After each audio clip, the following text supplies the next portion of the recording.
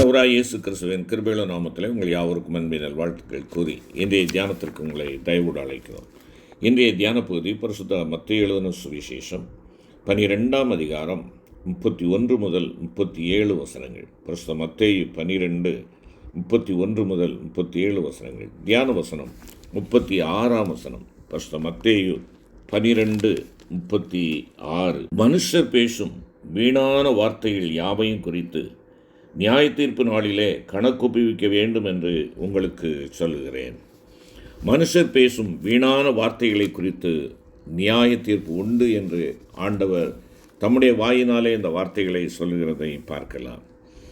நாம் பேசும் வீணான வார்த்தைகளை குறித்து நாம் ஆண்டவருக்கு கணக்கு ஒப்புவிக்க வேண்டும். இதை எண்ணி பார்த்துருக்கிறோமா? நம்முடைய வாயை திறந்தால் கடல்மடை போல வார்த்தைகள் வந்து கொண்டிருக்கின்றன. அந்த வார்த்தைகள் கனத்திற்குரியதாக, கண்ணியத்திற்குரியதாக, பிறரை ஆற்றி தேற்றக்கூடியதாக இருக்கிறதா? பிறருக்கு ஆறுதல் கொடுக்கக்கூடியதாக இருக்கிறதா? பிறருடைய சந்தோஷத்தையும் சமாதானத்தையும் அது கூட்டி கொடுக்கக்கூடியதாக இருக்கிறதா? இல்லை என்றால் குத்தி கொதறி செய்யக்கூடிய ஒரு வார்த்தைகளாக என்னுடைய வார்த்தைகள் இருக்கிறதா?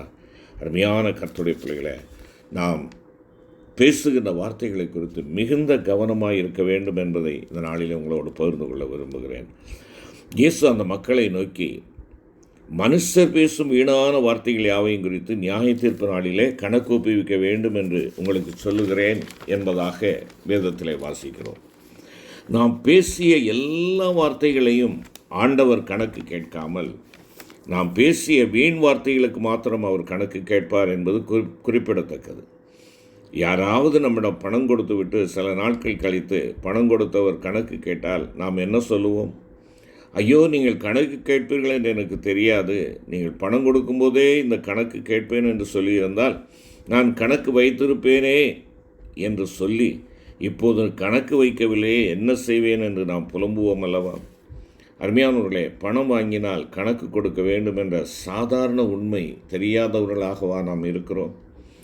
இதை போன்றுதான் நியாய தீர்ப்பின் நாளிலே நாம் பேசுகிற ஒவ்வொரு வீணான வார்த்தைகளுக்கும் பதில் சொல்லியாக வேண்டும். இல்லையேல் அதற்குரிய தண்டனையை நாம் ஏற்றுக்கொள்ள வேண்டும். வேறு வழியே கிடையாது. நாம் பேசிய நல்ல வார்த்தைகளுக்கு நாம் கணக்கு ஒப்புவிக்க அவசியமில்லை. ஏனென்றால் அதை ஆண்டவர் தன்னுடைய கணக்கிலே வைத்து அதற்குரிய பலனையும் பரிசையும் நமக்கு ஒரு நாளிலே கொடுப்பார். நம்முடைய நாவை பற்றி எழுதுகின்ற பொழுது யாக்கோபு அப்போஸ்தலன் தன்னுடைய நிருபத்திலே இவ்விதமாக குறிப்பிடுகிறார். நாவை அடக்க ஒரு மனுஷனாலும் கூடாது, அது சாவுக்கேதுமான விஷம் நிறைந்தது. அந்த நாவினால் ஆண்டவரை துதிக்கிறோம், அதே நாவினால் அவர் உண்டாக்கின மனிதனை சபிக்கிறோம். துதித்தலும் சபித்தலும் ஒரே வாயிலிருந்து புறப்படுகிறது. ஒரே ஊற்றுக்கண்ணிலிருந்து கசப்பான நீரும் இனிப்பான நீரும் வருமா என்பதாக 3ஆம் அதிகாரம் 8 முதல் 11 வசனங்களிலே அவர் அந்த பகுதியை ஒரு வினாவோடு, ஒரு கேள்வியோடு முடிக்கிறார். அருமையானவர்களே, ஆசீர்வதிக்கப்பட்டதும் சபிக்கப்பட்டதும் நாவுதான். உண்மைதான். இந்த யாக்கோபின் கேள்விக்கு நம்முடைய பதில் என்ன? நாவு நல்லதும் பேசுகிறது, கெட்டதும் பேசுகிறது. மனிதர்கள் எப்படி சில சமயம் நல்லவர்களாக இருக்கிறார்கள், சில சமயம் இந்த நல்லவர்கள் கெட்டவர்களாக மாறுகிறார்கள். இரட்டை வேஷம். அதுபோலத்தான் இந்த நாவும் 2 வித்தியாசமான குணங்களை வெளிப்படுத்துகிறது. இப்படிப்பட்ட இந்த நாவை இயக்குவது யார்? நீங்களும் நானும் தான். நாம் தான் நாவை இயக்குகிறோம் என்பதை மறந்து போகக்கூடாது. ஆம், மனித குலத்திற்கு ஒரு பெரிய ஆசீர்வாதமாக இருப்பதும் இந்த மனித நாவுதான். மிகப்பெரிய சாபமாக இருப்பதும் இதே மனித நாவுதான். நம்முடைய பேச்சை நாம் கட்டுப்படுத்த வேண்டும். ஒரு வார்த்தை நம்முடைய வாயிலிருந்து நேராக வெளியே வராமல் அது நம்முடைய மூளை வாயிலாக கொஞ்சம் யோசித்து வடிகட்டி அதற்கு பின்பாக அந்த வார்த்தையை நாம் பேசுவதற்கு முற்பட வேண்டும். பேசிவிட்டு அதற்கு பின்பாக யோசிக்காதீர்கள். சராசரியாக ஒரு நாளைக்கு 25,000 வார்த்தைகளை பேசுகிறோம். பெண்கள் சராசரியாக 30,000 வார்த்தைகளை பேசுவதாக புள்ளி விவரம் கூறுகிறது. பொதுவாக ஒரு புத்தகத்தில் 1,25,000 வார்த்தைகள் இருக்கும். அப்படியானால் அருமையான கர்த்தருடைய பிள்ளைகளை சற்று யோசியுங்கள். நாம் பேசுகிற 5 நாள் சொற்கள், இவைகளை ஒன்று சேர்த்தால் ஒரு புத்தகமாக வெளியிட முடியும். அவ்விதமாக நீங்கள் வெளியிடும் புத்தகங்கள் மற்றவர்களுக்கு பிரயோஜனமாக இருக்குமா? மற்றவர்கள் அதை படிப்பதற்கு ஆர்வம் காட்டுவார்களா? அல்லது அவைகளை கிழித்தெறிந்து நெருப்பிலே போடுவார்களா? கொஞ்சம் யோசித்து பார்ப்போம். அளவோடு பேச கற்றுக்கொள்வோம். பேசும்போது 2 காரியங்களை நாம் கவனிக்க வேண்டும். முதலாவது, நான் பேசுகிற வார்த்தைகள் எப்படிப்பட்ட வார்த்தைகள், எத்தன்மையான வார்த்தைகள் என்பதை நாம் யோசித்து கவனிக்க வேண்டும். வீண் வார்த்தைகள் பேசுவதை அருமையான கர்த்தருடைய பிள்ளைகளை நாம் தவிர்க்க வேண்டும். மற்றவர்கள் மனதை புண்படுத்தக்கூடிய வார்த்தைகளை பேசாதீர்கள். மற்றவர்களை பேச அனுமதிக்காமல் நீங்கள் மூச்சு விடாமல் பேசாதீர்கள். நீங்கள் அதிகம் பேசுவதால் அதிக ஞானி என்று கருதாதீர்கள். ஞானிகள் வெகு சுருக்கமாக பேசுவார்கள் என்பதை நினைவில் கொள்ளுங்கள். தேவனுடைய பிள்ளைகளே, நீங்களும் நானும் ஆண்டவரிடத்திலே அதிகமாகவும் மனிதரிடத்திலே சொற்பமாகவும் பேச நாம் கற்றுக்கொள்ள வேண்டும். மழை பெய்கிறது என்று வைத்துக் கொள்ளுங்கள். இந்த மழை பெய்துவிட்டால் தவளைகளுக்கு ஒரே கொண்டாட்டமாக இருக்கும். ராத்திரி முழுவதும் இந்த தவளை விடாமல் சத்தம் போட்டுக்கொண்டே இருக்கும். இந்த சத்தம் நமக்கு ஒரு பெரிய தொந்தரவாக அல்லது தலைவலியாக இருக்கலாம். அந்த தவளையைப் போல இடைவிடாமல் சத்தம் எழுப்பிக்கொண்டே இருக்க வேண்டாம். அதற்கு மாறாக சேவலை பாருங்கள், அதிகாலையில் ஒரே ஒரு தரம் கொக்கரக்கோ என்று சத்தம் எழுப்பும். அந்த ஒரு சத்தத்தை கேட்டு உலகமே தூக்கத்திலிருந்து எழுந்திருக்கும். அருமையான கர்த்தருடைய பிள்ளைகளே, பார்த்தீர்களா?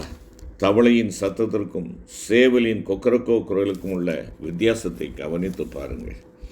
ஆம், இந்த தவளை தன்னுடைய வீணான சத்தமிடுகிறதினாலே தன்னுடைய எதிரியாகிய பாம்புகள் அவைகளை வந்து இரையாக்கி கொண்டு சென்று பரிதாபமாக இந்த தவளைகள் மாண்டு விடுகிறதையும் நாம் பார்க்க வேண்டும்.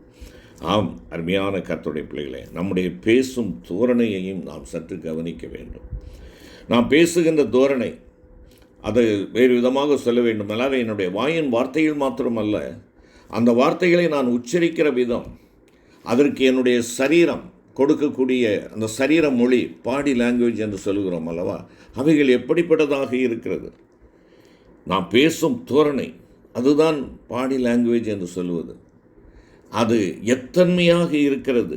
என்னுடைய முகப்பாவனை நான் பேசுகிற வார்த்தைகளோடு கூட இணைந்து என்னுடைய முகத்தினாலே, முகப்பாவனைகளினாலே, என்னுடைய பார்வைகளினாலே, என்னுடைய முக அசைவுகளினாலே நான் எவ்விதமாய் ஒருவரை குத்தி காயமாக்குகிறேன் என்பதை நீங்கள் உணர்ந்து கொள்ள வேண்டும். நாம் பேசும் வார்த்தைகளில் இருப்பதை காட்டிலும் நாம் பேசும் தோரணையில்தான் நம்முடைய வார்த்தைகளுடைய வலிமை அதிகமாக அடங்கியிருக்கிறது என்று ஒருவர் கூறுகிறதை நாம் பார்க்கிறோம். முடியாது என்ற வார்த்தையை கூட இன்முகத்தோடு சொல்ல பழகுவோம். முடியாது என்று முகத்தை இறுகலாக வைத்துக்கொண்டு கடூரமான ஒரு தோரணையை காட்டி முடியாது என்றால் முடியாது என்று சொல்லுவதற்கும், ஐயோ இப்போ இது முடியாதே, பிறகு வாய்ப்பு கிடைக்கின்ற பொழுது செய்யலாம் என்று சொல்லுவதற்கும் எவ்வளவு வித்தியாசம் இருக்கிறது என்பதை நீங்கள் அறிந்து கொள்ள வேண்டும். ஆம், எனக்கு அருமையான கர்த்தருடைய பிள்ளைகளே, நாம் கூறும் சில நல்ல விஷயங்களை கூட நீங்கள் கெட்ட முகப்பாவனையோடு சொல்வீர்கள் என்றால் அந்த நல்ல காரியமும் கூட கெட்டதாக மாறிவிடும். நம்முடைய முகப்பாவனை சரியல்ல என்பது நமக்கே தெரியாது, ஆனால் மற்றவர்களுக்கு நிச்சயமாக தெரியும். எனவே நாம் பேசும் முகப்பாவனை, தோரணை, இவற்றில் சற்று நாம் கவனம் செலுத்த வேண்டும். நாம் பேசுவதை மற்றவர்கள் அதை எப்படி ஏற்றுக்கொள்ளுகிறார்கள், வரவேற்கிறார்களா அல்லது ஏற்றுக்கொள்ளுகிறார்களா? அவர்களை உங்கள் வார்த்தைகள் சந்தோஷப்படுத்துகிறதா அல்லது சஞ்சலப்படுத்துகிறதா என்பதை அறிய உங்கள் பேச்சை கேட்கிறவர்களது முகபாவனையை சற்று கவனியுங்கள். நம்முடைய வார்த்தைகளை கேட்கிறவர்களுடைய முகத்திலே சிறு சிறு சலனம், சின்ன சுழி இருந்தாலும் உங்கள் பேச்சிற்கு கொஞ்சம் இடைவெளி கொடுங்கள். வாங்குவதை பார்க்கிலும் கொடுப்பது பாக்கியம் என்று வாசித்திருக்கிறோம். ஆனால் பேசுகின்ற விஷயத்திலே கொடுப்பதை காட்டிலும் பேசுவதை காட்டிலும் வாங்குவதே, அதாவது கேட்பதே அதிக பாக்கியம். நாம் என்ன நோக்கத்திற்காக வந்திருக்கிறோம், என்ன நோக்கத்தோடு அவர்களை பேசுகிறோம் என்பதை நம்முடைய வாயின் வார்த்தைகளில் கெடுத்து விடக்கூடாது. நீங்கள் என்ன பேசுகிறீர்கள், எப்படி பேசுகிறீர்கள் என்பது 2 காரியமுமே மிக முக்கியமான காரியம். நாம் பேசும் வீண் வார்த்தைகளை குறித்து தேவனிடத்தில் ஒரு நாள் கணக்கு ஒப்புவிக்க வேண்டும். வீண் வார்த்தைகள் என்னென்ன, என்னுடைய பேச்சில் இந்த வீணான வார்த்தைகளை எப்படி அடையாளம் கண்டுகொள்வது என்று ஒருவேளை நீங்கள் உங்களுடைய மனதிலே எண்ணலாம். நம்முடைய பேச்சில் வரும் வீண் வார்த்தைகளை அடையாளம் கண்டுபிடித்து அவைகளை தவிர்க்க முயல வேண்டும். அருமையான சகோதரனே, சகோதரியே, அன்பு தேவனுடைய பிள்ளைகளே, நம்முடைய வார்த்தையில் நாம் எதை பேச வேண்டும் என்பதை காட்டிலும் நாம் எதை பேசக்கூடாது என்பது ரொம்ப ரொம்ப முக்கியம். நாம் பேசும்போது யாரை பற்றி பேசுகிறோம், யாரிடத்தில் பேசுகிறோம், என்ன பேசுகிறோம், எப்படி பேசுகிறோம், எப்பொழுது பேசுகிறோம், எங்கே பேசுகிறோம், இந்த குறிப்புகளை மனதில் நிறுத்தி நாம் பேசுவோம் என்றால் நம்முடைய பேச்சில் வீண் வார்த்தைகள் வருவதை நீங்களும் நானும் தவிர்க்க முடியும். அருமையான கர்த்தருடைய பிள்ளைகளே, வீண் வார்த்தைகள் என்றால் ஒருவேளை எது என்று சொல்லி நாம் கேட்கலாம். பொறுப்பற்ற கவனக்குறைவான வார்த்தைகள், கீழ்த்தரமான அசிங்கமான வார்த்தைகள், கசப்பான வார்த்தைகள், கடுமையான தடித்த கொடூரமான வார்த்தைகள், மற்றவர்கள் மனதை காயப்படுத்தும் வார்த்தைகள், பெருமையாக நம்மை முன்னிறுத்தக்கூடிய பந்தா வார்த்தைகள், கோபமான சூடான வார்த்தைகள். இந்த வார்த்தைகளை குறித்து நாம் கவனமாயிருந்து இந்த வார்த்தைகளை தவிர்ப்போம் என்றால் நாம் நிச்சயமாகவே ஆசீர்வதிக்கப்பட்டவர்களாக மாத்திரமல்ல, பிறருக்கு ஆறுதல் கொடுக்கிறவர்களாக நாம் இருக்க முடியும். நியாய தீர்ப்பு நாளிலே நாம் ஆண்டவருக்கு முன்பாக தைரியமாய் நிற்க முடியும். எங்களை நேசிக்கிற அன்பின் தகப்பனே, எங்களுடைய வாயின் வார்த்தைகளை குறித்து நாங்கள் கவனமாக இருக்க வேண்டும் என்று சொல்லி எங்களுக்கு விளக்கினீர்.